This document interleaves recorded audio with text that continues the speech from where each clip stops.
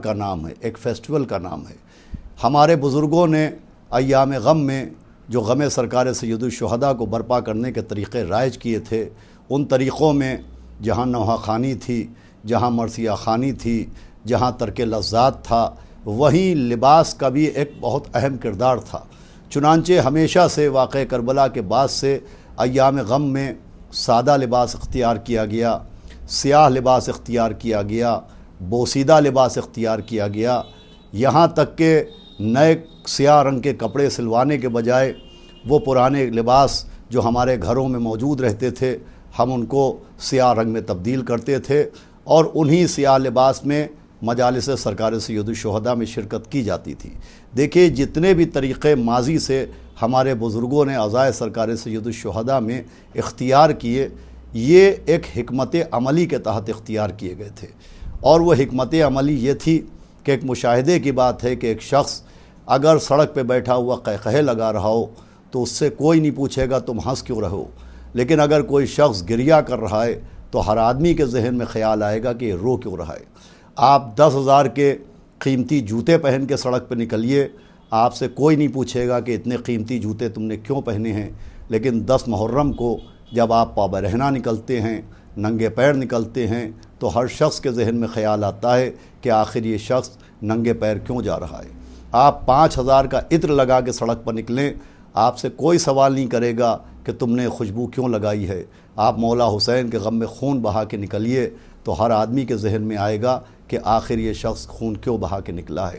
آپ اجڑے ہوئے بالوں کے ساتھ، غمزدہ چہرے کے ساتھ، کھلے ہوئے گریبان کے ساتھ، چڑھی ہوئی آستینوں کے ساتھ، اونچے اونچے پائچوں کے ساتھ پابرہنہ عاشور کے دن جب نکلتے ہیں تو ہر شخص کے ذہن میں آتا ہے کہ آخر آج یہ شخص پابرہنہ کیوں ہے، اس کے بال اجڑے کیوں ہیں، اس کا گریبان کھلا ہوا کیوں ہے۔ اسی کے ساتھ ساتھ جب سیاہ لباس پہن کے لوگ مجالس میں شریک ہوتے ہیں تو ہر شخص کے ذہن میں خیال آتا ہے کہ آخر تا حد نظر یہ کون سی قوم ہے جو صرف اور صرف سیاہ لباس پہنے ہوئے ہے، بوسیدہ لباس پہنے ہوئے ہے۔ حالانکہ اس مجمع میں صاحبان ثروت بھی ہیں، اس مجمع میں صاحبان دولت بھی ہیں۔ سیاہ لباس وہ لباس ہوتا ہے جس سے دولت کا مظاہرہ نہیں ہو سکتا، سیاہ لباس کو دیکھ کے کوئی اس کی قیمت کا اندازہ نہیں لگا سکتا۔ سیاہ لباس علامت غم ہے، چنانچہ سیاہ لباس و بوسیدہ لباس بھی مولا حسین کو غم کی ترویج کے لیے دیا گیا تھا تاکہ ہر شخص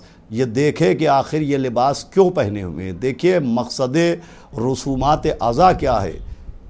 ایک ہی مقصد ہے ہر رسم عزائے سرکار سید الشہداء کے پیچھے، اور وہ مقصد یہ ہے کہ دوسری قومیں عزاداران سرکار سید الشہداء کو دیکھنے کے بعد اپنے ذہن میں ایک سوال پیدا کریں کہ آخر یہ قوم رو کیوں رہی ہے، یہ سیاہ کپڑے کیوں پہنے ہوئے ہیں، یہ گریہ وزاری کیوں کر رہے ہیں۔ عزاداری کا مقصد ہے کہ ہم پوری دنیا کے لوگوں کے ذہنوں تک یہ کیوں کا لفظ پہنچا دیں۔ یہ کیوں کا لفظ پہنچانا ہمارا کام ہے، کربلا تک پہنچانا اس سوال کا کام ہے۔ عزاداری کا مقصد یہ ہے کہ ہم پوری دنیا کے کونے کونے تک مولا حسین کا حق اور مولا حسین کی مظلومی کا پیغام پہنچائیں۔ اسی کے تحت یہ سارے طریقے اختیار کیے گئے تھے۔ لیکن یہ محرم فیسٹیول کے نام سے جو ڈریسز آ رہے ہیں، اگر ہم نے اس کو بڑھاوا دیا تو آپ یقین جانیے کہ کچھ سالوں کے بعد محرم ایام غم کا نام نہیں ہوگا، محرم ایک فیسٹیول کا نام ہوگا۔ اس موقع پر آخر میں خاص طور پر میں اپنی خواتین کی خدمت میں،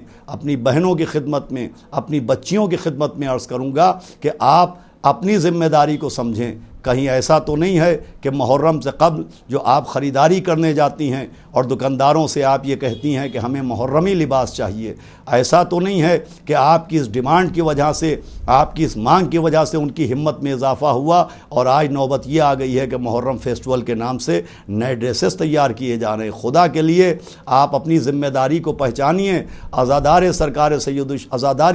سید الشہداء میں خواتین کا سب سے اہم کردار رہا ہے۔ کربلا کربلا سے کوفے، کوفے سے شام، شام سے مدینہ، اور مدینے سے آج اس شہر عزا لکھنؤ، اور دنیا کے کونے کونے میں جو عزاداری پہنچی ہے یہ خواتین کی محنت کا نتیجہ ہے۔ آپ کی بے پناہ قربانیاں ہیں جس کا اجر آپ کو جناب سیدہ عطا کریں گی۔ آپ اپنی گھر کی ذمہ داریاں بھی نبھاتی ہیں، آپ اپنے بچوں کو ہی پالتی ہیں، آپ اپنے شوہر کی اطاعت بھی کرتی ہیں، آپ اپنے گھر کی ذمہ داریاں ہی پوری کرتی ہیں، اور اس کے بعد بے پناہ مجالس میں آپ شرکت کرتی ہیں۔ یہ آپ کی ذمہ داری ہے کہ خدا کے لیے آپ محرم کو فیسٹول میں تبدیل نہ ہونے دیجئے۔ آپ کو نیا لباس پہننا ہے تو محرم سے پہلے عید غدیر آتی ہے، جسے عید اکبر کہا گیا ہے، جسے عید اعظم کہا گیا ہے۔ جس طرح سے آپ کی اس مانگ نے تاجروں کو محرم فیسٹول کے عنوان سے نئے ڈرینس لانچ کرنے کا موقع دیا ہے، اگر آپ چاہیں تو آج ہی سے عہد کریں کہ آپ بازار جائیں، آپ مارکیٹ جائیں اور آپ غدیری لباس کی مانگ کیجئے۔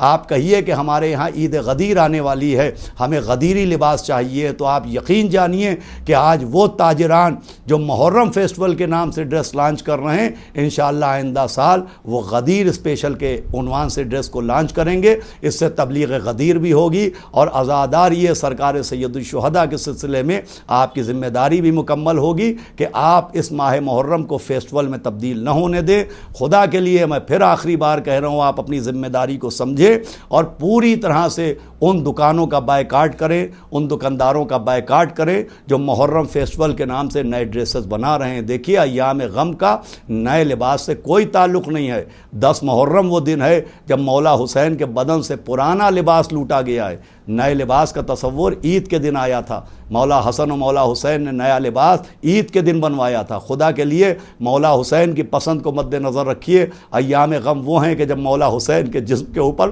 پرانا لباس بھی لوٹ لیا گیا تھا۔ نیا لباس عید کے دن پہنا جاتا ہے۔ اگر آپ کو محرم سے پہلے کپڑے سلوانا ہے، لباس